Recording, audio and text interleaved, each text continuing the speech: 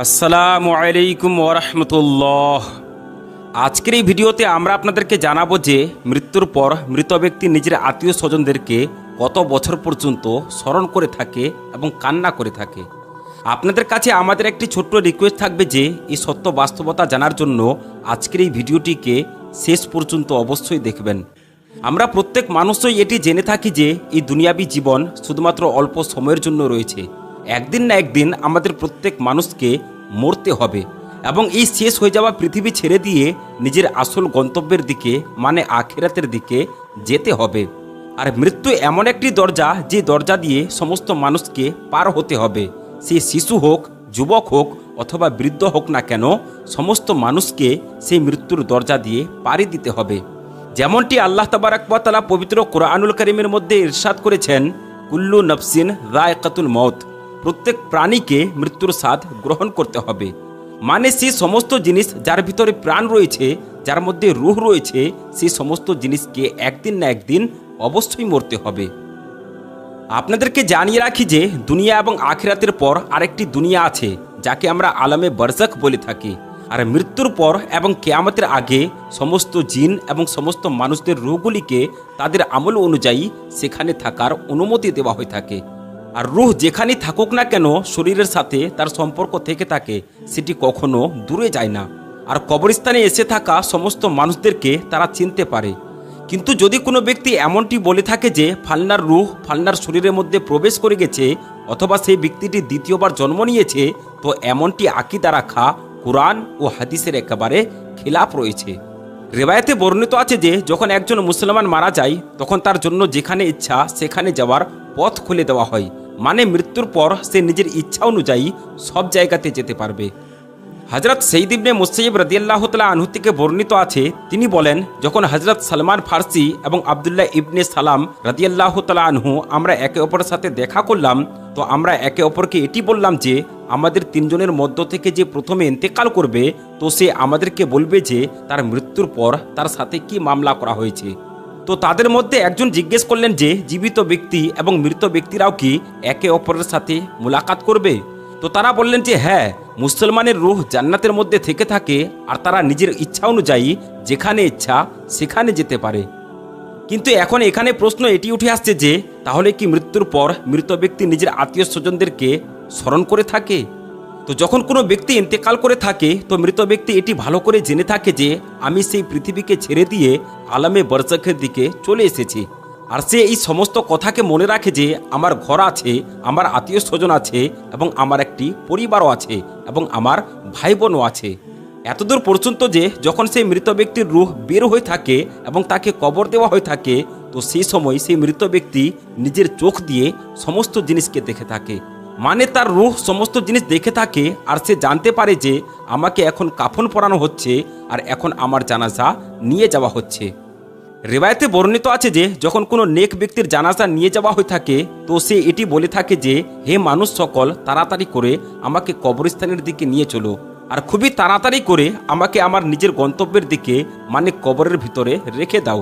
কেননা মৃত্যুর সময়েই সে জানতে পেরে যায় যে আগে তার সাথে কি হতে চলেছে।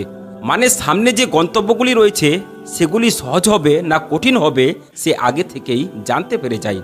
কেননা রূহ বের হওয়ার সময় যে কষ্ট হয়ে থাকে সেখান থেকে মৃত ব্যক্তি অনুভব করে নেয় আর সে এটি জানতে পেরে যায় যে আগে তার সাথে কি আচরণ হতে পারে। এরই জন্য যে মুমিন বান্দা হয়ে থাকে সে এটি বলে থাকে যে আমাকে তাড়াতাড়ি করে নিয়ে চলো আর আমাকে কবরের মধ্যে তাড়াতাড়ি করে নামিয়ে দাও, আমাকে আমার আসল ঠিকানায় তাড়াতাড়ি করে পৌঁছে দাও। কেননা নবী করিম সাল্লাল্লাহু তাআলা আলাইহি ওয়াসাল্লাম ইরশাদ করেছেন যে দুনিয়া মুমিনদের জন্য জেলখানা এবং কাফিরদের জন্য জান্নাত। কিন্তু যখন একজন গুনহেগার ও বেনামাজি ব্যক্তির মৃত্যু হয়ে থাকে তো সে চিৎকার করে এটি বলার চেষ্টা করে থাকে যে হে মানুষ সকল, তোমরা আমাকে কোথায় নিয়ে যাচ্ছ? ও আমার সন্তানেরা, মানে সে তার সন্তানদেরকে আর পরিবারদেরকে এটি বলে যে আমি আমার সন্তানদের জন্য অনেকই উপার্জন করেছি, আমি তোমাদের জন্য ঘর বাড়ি তৈরি করেছি, কিন্তু এখন তোমরা আমাকে আমার ঘর থেকে বের করে অন্ধকার ঘর অর্থাৎ কবরের ভিতরে কেন রাখতে যাচ্ছ? সে একেবারে খুবই পেরেশান ও ঘাবড়ে যায়। তো সে এটি বলার চেষ্টা করে থাকে যে আমাকে তোমরা আমার ঘর থেকে বের করো না। অতঃপর তারপর যখন তাকে কবরের ভিতরে রেখে দেওয়া হয় তখন সে এটি জানতে পেরে যায় যে এখন আমি কবরের মধ্যে চলে এসেছি এবং আমার পরিবার এবং আমার সমস্ত আত্মীয় স্বজন পৃথিবীর মধ্যে থেকে গেছে যেখানে সে আগে বসবাস করত। সেজন্য রিবায়াতে বর্ণিত হয়েছে যে যখন কোনো ব্যক্তি কোনো মৃত ব্যক্তির কবরে গিয়ে থাকে তো সেই মৃত ব্যক্তি এসে থাকা সেই মানুষকে চিনতে পেরে যায় যে এই ব্যক্তিটির সাথে আমার ফালনা সম্পর্ক ছিল। মানে কবরের ভিতরে যদি বাবা থেকে থাকে তো সে চিনতে পেরে যায় যে আমার কবরের যে জিয়ারত করার জন্য এসেছেন সে আমার ছেলে আছেন, আমার ভাই আছেন, অথবা আমার কোনো রিশতেদার আছেন। যেমন হযরত আবু হুরায়রা রাদিয়াল্লাহু তাআলা আনহু থেকে বর্ণিত আছে, রাসূলুল্লাহ সাল্লাল্লাহু তাআলা আলাইহি ওয়াসাল্লাম ইরশাদ করেছেন যে তোমাদের মধ্য থেকে যে কোনো ব্যক্তি যখন নিজের ভাইয়ের কবরের পাশ দিয়ে অতিক্রম করে থাকে আর সেই ব্যক্তিটি পৃথিবীর বুকে তাকে চিনে থাকতো তো সেই ব্যক্তি যদি তাকে সালাম দিয়ে থাকেন তো সেই কবরের ভিতরে থেকে থাকা ব্যক্তিটি তার সালামকে শুনতেও পায় এবং তার সালামের উত্তরও দিয়ে থাকেন, আর তার কবরের কাছে এসে থাকা সমস্ত মানুষদেরকে চিনতেও পারেন। আর তার কোনো প্রিয় আত্মীয় যদি তার কবরের জিয়ারত করে থাকে তাহলে কবরের ভিতরে থেকে থাকা ব্যক্তিটি একেবারে খুবই খুশি হয়ে যায়। কিন্তু মৃত ব্যক্তি যদি গুনহেগার হয়ে থাকে এবং নিজের গুনাহের জন্য শাস্তি ভোগ করে থাকে তাহলে সে তাদেরকে চিনতে পারার পরও তাদের দিকে কোনো ধ্যান দেয় না, কেননা কবরের ভিতরে তার জীবন একেবারে খুবই কঠিন হয়ে যায় এবং আযাবের কারণে সে খুবই কষ্ট অনুভব করে থাকে। এরই জন্য তার কবরের কাছে এসে থাকা ব্যক্তিটির দিকে সে ধ্যান দিতে পারে না। সেজন্য যখন কোনো ব্যক্তি কবরস্থানে গিয়ে আসসালামু আলাইকুম ইয়া আহলাল কুবুর বলে থাকে তখন কবরবাসীরা আমাদের সালামকেও শুনে থাকেন এবং তার উত্তরও দিয়ে থাকেন। আর বুখারী শরীফের একটি হাদিসের মধ্যে বলা হয়েছে যে যখন কোনো ব্যক্তি নিজের মরহুমদের জন্য ইসালে সওয়াব করে থাকে এবং সেই ইসালে সওয়াব উপহার হিসেবে ওই মৃত ব্যক্তিকে পেশ করা হয়ে থাকে তো সেই মৃত ব্যক্তিটি খুবই খুশি হয়ে যায়, আর সেই সময় তাকে এত খুশি মিলে থাকে যে এর আগে তাকে এত খুশি কখনো মিলেনি। অতঃপর যে ব্যক্তি গুনহেগার হবে সে এই দুনিয়াকে একেবারে খুবই মনে করবে যে আমি পৃথিবীতে খুবই শান্তির জীবন বসবাস করছিলাম, কেননা দুনিয়ার জীবন তার জন্য জান্নাত ছিল। আর যেহেতু সে এখন কবরের মধ্যে আযাবে লিপ্ত আছে সেজন্য সে নিজের দুনিয়াবী জীবনকে এখন স্মরণ করতে শুরু করে দিয়েছে, কেননা তার যে দুনিয়াবী জীবন ছিল তার মধ্যে শুধু আর শুধুমাত্র সুখ ছিল। পৃথিবীতে থেকে সে কখনো জানতে পারেনি যে দুঃখ কাকে বলে, আর এখন যখন তাকে আযাব দেওয়া হচ্ছে তো নিজের দুনিয়াবী জীবনকে সে মনে করতে শুরু করে দিয়েছে আর নিজের আত্মীয়দেরকে স্মরণ করতে শুরু করে দিয়েছে। এরই জন্য দ্বীনে ইসলামের মধ্যে মৃত ব্যক্তির জন্য ইসালে সওয়াবের কথা বলা হয়েছে, কেননা ইসালে সওয়াব করার কারণে যারা গুনহগার হয়ে থাকে তাদের গুনাহের বকশিশ হয়ে থাকে, আর যারা নেককার হয়ে থাকে তাদের মর্যাদাকে বাড়িয়ে দেওয়া হয়। সেজন্য আমাদের জন্য এটি উচিত হবে যে আমরা যেন আমাদের আত্মীয় স্বজন যারা ইন্তেকাল করে গেছেন তাদেরকে মনে রাখা এবং তাদের জন্য ইসালে সওয়াব করা।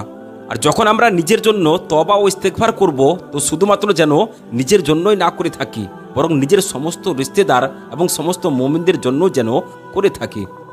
এখানে আপনাদেরকে এটিও জানিয়ে দিই যে যারা নেক বান্দা হয়ে থাকে তারা দুনিয়াবী জীবনকে কখনো স্মরণ করে না, কেননা তার জন্য তো দুনিয়াবী জীবন জেলখানা ছিল, আর কবরের যে জীবন আছে মানে আলামে বরজখের যে জীবন আছে সেটি তার জন্য জান্নাত রয়েছে, কেননা তার কবরের মধ্যে জান্নাতের বিছানা বিছিয়ে দেওয়া হয় আর তাকে জান্নাতের কাপড় পরিয়ে দেওয়া হয়, আর তার কবরকে জান্নাতের বাগানের মতো একটি বাগান বানিয়ে দেওয়া হয়, আর তার কবরের মধ্যে জান্নাতের জানলা খুলে দেওয়া হয় যেখান থেকে তার কবরের মধ্যে জান্নাতের সুগন্ধি আসতে শুরু করে দেয়।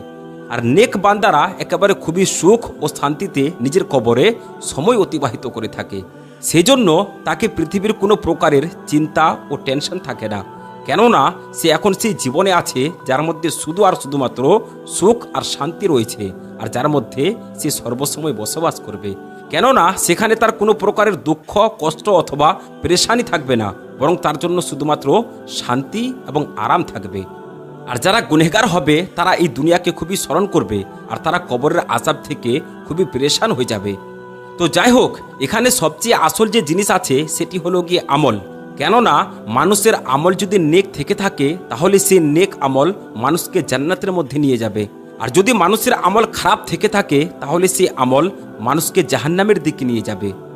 আল্লাহ রাব্বুল আলামিনের কাছে দোয়া করি যে আল্লাহ রাব্বুল আলামিন যেন আমাদের সকল মুসলমানকে নেক আমল করার তৌফিক দান করেন, আর যখন আমরা ইন্তেকাল করব সেই সময় আমাদের মুখে যেন কালেমায়ে তাইয়্যিব লা ইলাহা ইল্লাল্লাহু মুহাম্মাদুর রাসূলুল্লাহ সাল্লাল্লাহু তাআলা আলাইহি ওয়াসাল্লাম যেন থেকে থাকে।